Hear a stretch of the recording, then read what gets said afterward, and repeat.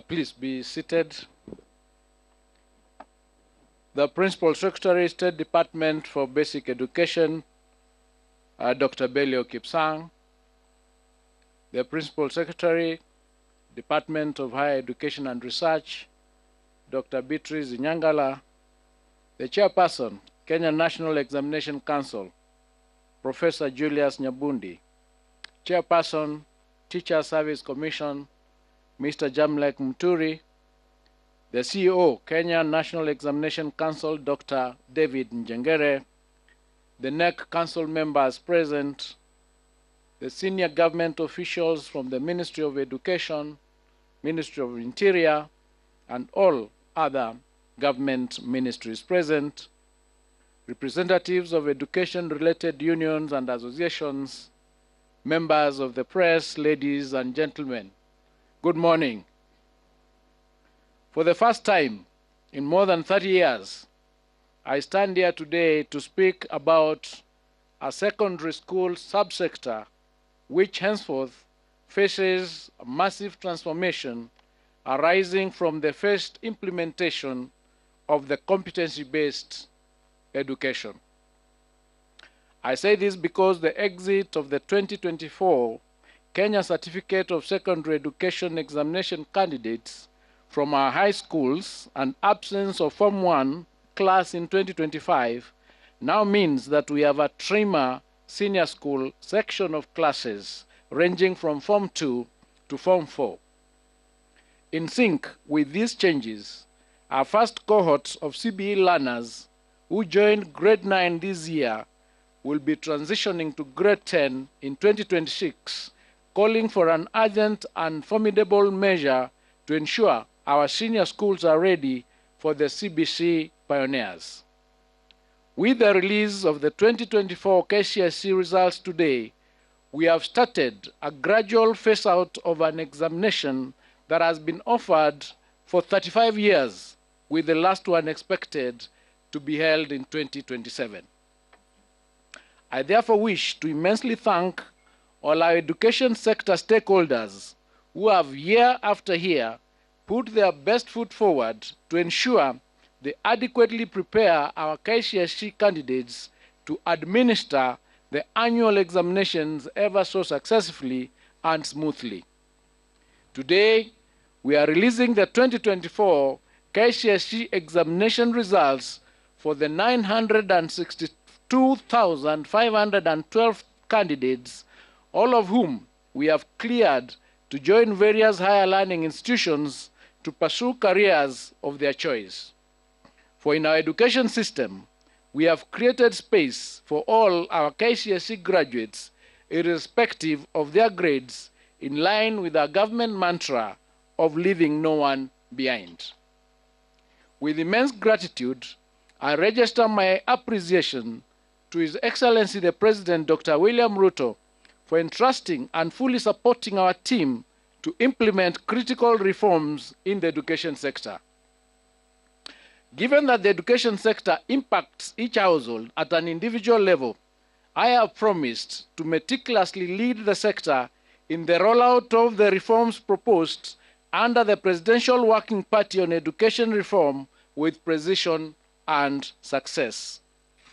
I take this opportunity to thank all the sector players from the Ministry of Education, the Ministry of Interior and National Administration, the Ministry of ICT, the Teacher Service Commission, and all other MDAs for their concerted efforts during the administration period of the 2024 KCSE examination. Further, I wish to thank all center managers, supervisors, and invigilators who participated in the conduct of the 2024 KCSE examination, and especially for upholding the integrity of our education system. Before I delve into the 2024 KCSE examination, pardon me to touch on a few other issues affecting the education sector. The start of the 2025 academic calendar year on Monday, January 6, 2025, marked an incredible watershed in our sustained implementation of CBC. As a government, I am proud to announce that we surmounted the expected challenges in efforts to place all the 2024 grade 8 learners in classrooms at grade 9.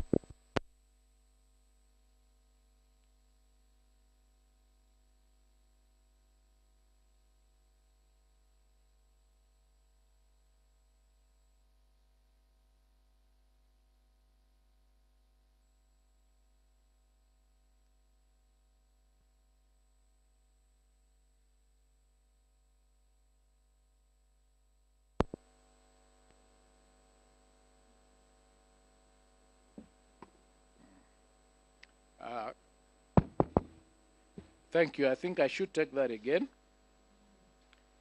The start of the 2025 academic calendar year that we started on Monday, the 6th of 2025, marked an incredible watershed in our sustained implementation of the CBC. As a government, I'm proud to announce that we surmounted the expected challenges in efforts to place all the 2024 grade 8 learners in classrooms at grade 9, the highest level of junior school.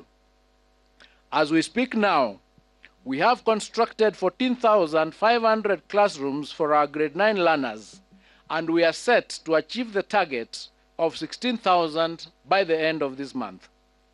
This has been made possible by the government's generous disbursement of Kenya shillings 11 billion to schools across the country for the construction of 11,000 grade 9 classrooms. A further 6.8 billion was allocated to the National Government Constituency Development Bank Fund, being 3.4 billion from the Ministry of Education and 3.4 billion in matching funds from CDF for 6,800 classrooms. Further, the 18 constituencies in Nairobi have been allocated a total of 1 billion Kenya shillings for infrastructure development through the National Government Constituency Development Fund. I wish to most sincerely thank all our members of Parliament for their outstanding cooperation and efforts in the construction of the classrooms for junior school. Additionally, the Ministry will construct a further 7,290 classrooms to address the increased enrollment to ensure smooth transition for the cohort. The Ministry has also procured 9,926,618 textbooks for grade 9, which have been distributed to schools, with the exercise expected to be completed by the end of this month. I have directed the Kenya Institute of Curriculum Development to work robustly and ensure that all required textbooks and other instruction materials are available for use by our learners. Having successfully transitioned to the highest level in junior school, our focus will now shift to starting off senior school in January 2026. Under the senior school, we are expected to mount 3 pathways for our learners. These are the STEM pathway, the social sciences pathway, and the arts and sports pathway. As part of our preparations, we have already worked on guidelines for the transition and placement of learners to grade 10. To ensure that all key players have taken part in the formulation of the guidelines, we will be subjecting the draft documents to a stakeholder validation exercise from February 2025. The Ministry of Education has noted with great concern a disturbing situation where some senior schools are returning to the banned practice of charging levies. I wish to put it on record that the government will not condone the practice and will take stern action against school administrators who are found to be levying extra charges on parents. I must emphasize that the fees charged in our secondary schools remain the same as was the case in 2024.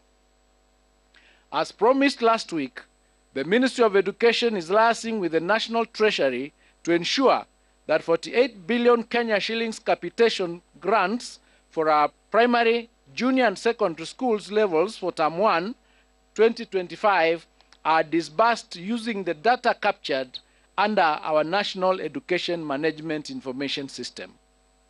I wish to state that the government has kept enhancing measures aimed at ensuring high levels of efficiency and effectiveness in the administration of national examinations. Starting this year and following extensive stakeholder consultations, I wish to announce that Kenya National Examination Council will introduce a mid-year series of the KCSE examination to be administered in July every year. The examination will target candidates wishing to repeat the KCSE examination and those who may have missed sitting in examinations due to sickness or other unexpected hardships. Adult candidates may also consider registering for the July series examination from this year. As part of aligning our examination process with best global assessment practices, the Ministry is working on integrating the use of orbit readers and phase-out Braille machines in the administration of the KCSE examination to candidates with visual impairments. I now wish to provide an overview of the performance of the 2024 KCSE examination cohort.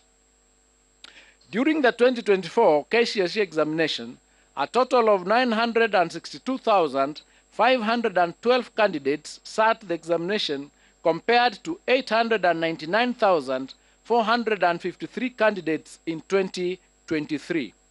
This represents an increase of 64,553 candidates, or 7.19%.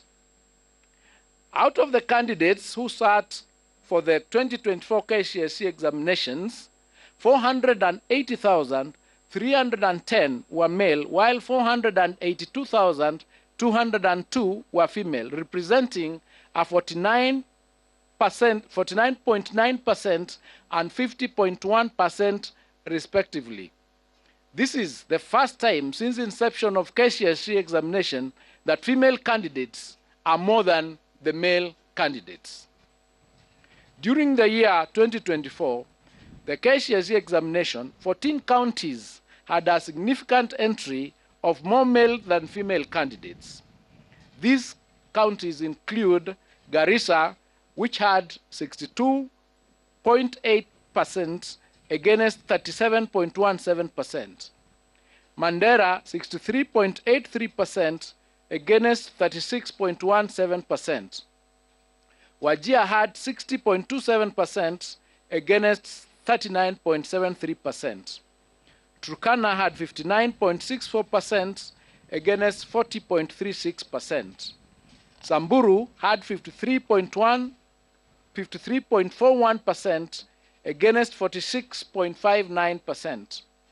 Narok had 52.77% against 47.23%. Homa Bay had 52.81% against 47.19%. West Pokot had 53.52% against 46.48%. Mombasa had 51.31% against 48.83%. Migori had 51.02% against 48.98%. Embu had 51.09% against 48.91%. Kisii had 51.03% against 48.97%.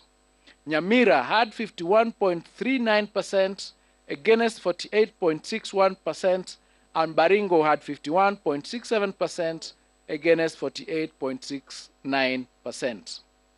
On the other hand, 14 counties had significant entry more female than male candidates as follows. Vihiga had 55.15% against 44.85%. Elgeyo Marakwet had 53.76% against 46.24%. Kirinyaga had 51.46% against 48.54%. Meru had 51.69% against 48.31%. Kiambu had 52.78% against 47.22%. Nairobi had 52.41% against 47.59%. Kisumu had 52.39% against 47.61%. Kitui had 51.14% against 48.86%. Taita Taveta had 51.45% against 48.55%. Kwale had 53.31% against 46.69%. Isiolo had 52.11% against 47.89%.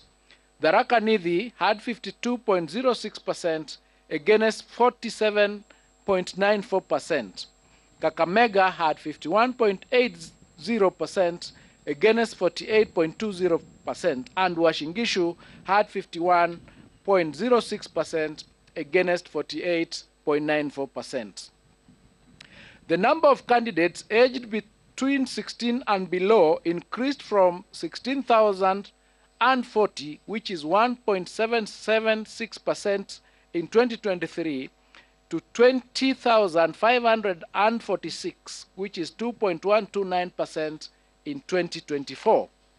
The highest percentage of candidates registered for the 2024 KCSE examinations were within the appropriate age bracket of between 17 and 19 years, constituting 684,765, which is 70.95% of the total candidature. The percentage of candidates who are 20 years and above constituted 22.07%, or 259,861. Out of the 30 subjects offered in 2024 KCSE examination, 17 subjects recorded a significant improvement in performance. These subjects were mathematics alternative A and B, biology, physics, chemistry, general science, history and government, geography, IRE, agriculture, woodwork, metalwork, drawing and design, aviation technology, computer studies, Kenya Sign Language, and business studies. 10 subjects recorded a drop in performance, and these were English, Kiswahili, biology for the blind, CRE, home science, building construction, electricity, French, Germany, and music. Female candidates recorded better mean score performance than male candidates in the following 7 subjects: English 101, Kiswahili 102, Kenya Sign Language 504, French 501, Home Science 441, CRE 313, and Art and Design 442. Male candidates, on the other hand, recorded a better mean score performance than female candidates in 23 subjects, and these are mathematics alternative A and B, biology and biology for the blind, physics, chemistry, general science, history and government, geography, IRE, woodwork, metalwork, building and construction, power mechanics, electricity, drawing and design, aviation technology, agriculture, computer studies, German, Arabic, music, and business studies. As it was in 2023 KCSE examination, the 2024 KCSE examination results have been graded using the reviewed grading system, in which the overall grade at KCSE examination has considered mathematics the best performed language among 3, that is English, Kiswahili, Kenyan Sign Language, and the best performed 5 subjects. There were 1,693, or 0.18% candidates who obtained an overall grade A in the year 2024 KCSE examination, compared to 1,216, or 0.14% candidates in 2023. The number of candidates with direct university entry qualifications of grade C+ and above was 246,391, translated to 25.53% in the year 2024, compared to 201,133, which is 22.27% in the year 2023, and this is attributed to the improved or new grading system. The number of candidates with grade C minors, which is TVET diploma and above, was 476,889, translated to 49.41% in the year 2024 KCSE examination, compared to 401,216, which is translated to 44.42% in 2023. The number of candidates attaining a pass grade, which is grade D+ and above, was 605,774, which is 62.76% in the year 2024 KCSE examination, compared to 526,222, which is 58.27% in 2023. To enhance the credibility of the examination process, for the first time, candidates' examination question papers was personalized and anonymized. This helps to improve objectivity during marking and holding candidates personally responsible for any irregularities. There were 840 candidates who were involved in examination irregularities in 2024, and their examination results have been cancelled. The Council is empowered in law as provided in the Kenya National Examination Council, Handling of Examination Irregularities, Rules of 2015, Legal Notice number 132 of 2015, Rule number 8, to withhold the results of any candidate or examination center suspected of having been involved in an examination irregularity or malpractice pending completion of investigations. To this end, the results of 2,829 candidates suspected to have involved in the examination irregularities have been withheld pending completion of investigations that should be completed within a period of 30 days from the official release of examination results, which is today.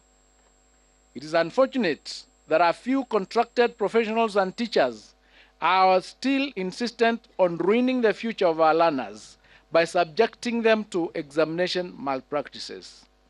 91 contracted professionals were reported to have been involved in aiding examination malpractices. Firm disciplinary action will be taken against such teachers. Individual 2024 KCSE candidate examination results will be accessed online through a secure link on the NEC website or directly through the following website: https://results.nec.ac.ke. Candidates will be required to enter the candidate's index number and any one of the names as per the registration data for the 2024 examination results. The results will be available immediately after the end of this function. Any candidate with difficulties in accessing individual results is advised to call NEC toll-free number 080-0724-900 or 080-0721-410.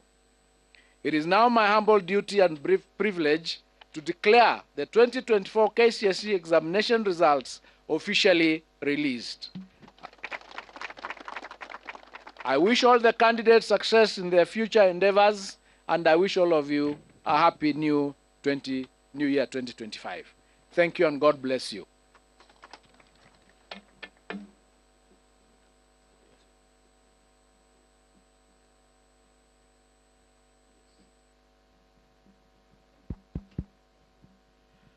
We will request that the results are officially now handed over by the CEO to the chairman, Professor Nyabudi. Then the chairman will then hand over to the PS.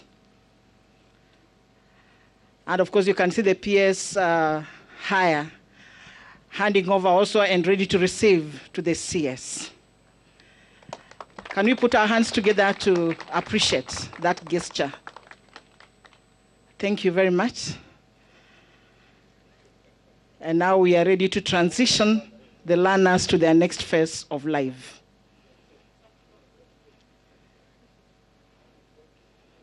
Thank you very much, and we can take our seats. As we take our seats, allow me, sir, to invite Mr. Ahmed